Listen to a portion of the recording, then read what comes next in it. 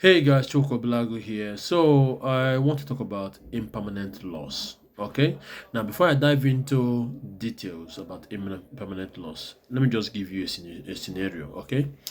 Let's say I buy this book. Okay. Let's say I bought this book. Okay. Now, the value of this book, it can go up and come down. I'm just using that as an example. So if the price of this book goes up, what it means is that the value of the book that I have has gone up. I don't even know what I'm saying. Now, does it mean that the book has increased in number?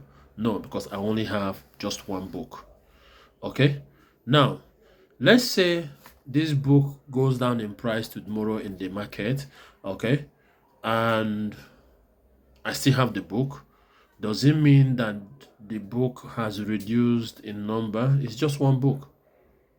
I don't know if you get what I'm saying. So it's the same thing when you have Bitcoin, for example. Okay. If Bitcoin goes up in value, the number of Bitcoin you have does not go up in value.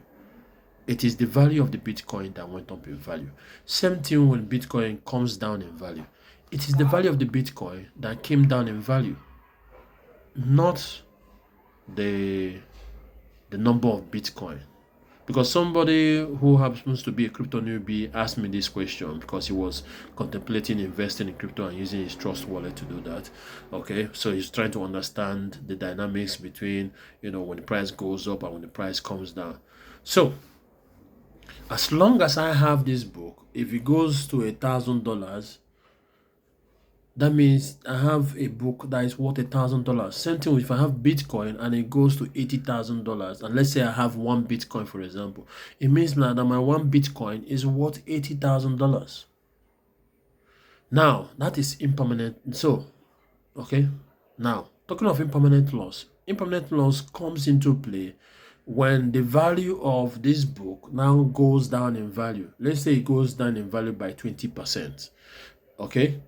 So let's say, assume this book is Bitcoin and Bitcoin goes down in value by 20%. So let's say it goes down to $6,000, for example, or maybe it goes down to $50,000, not 5,000, sorry.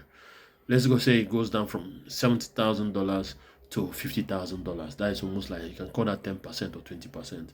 Okay, decrease. Okay, now impermanent loss kicks in because at that point, I still have the Bitcoin, but I have not sold. So it is impermanent loss. It's not permanent loss. There is loss in value, but it's not permanent.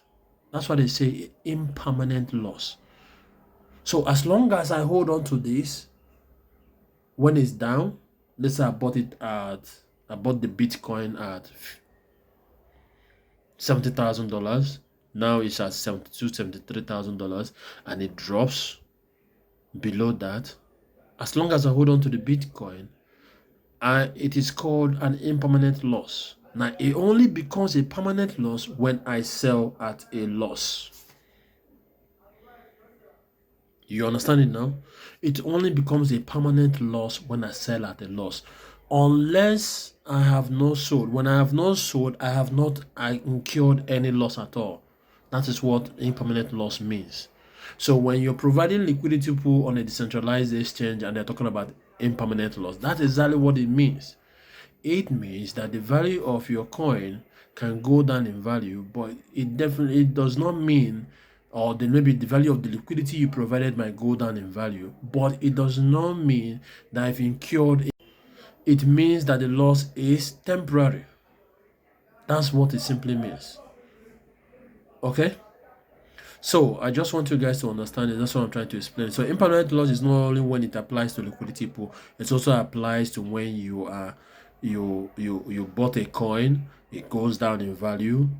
Okay, and some people will be like, yeah, I'm in a loss. Okay, I'm taking a loss of maybe 10%. That's an impermanent loss. It's not yet permanent. It only becomes permanent when you sell that asset at a loss.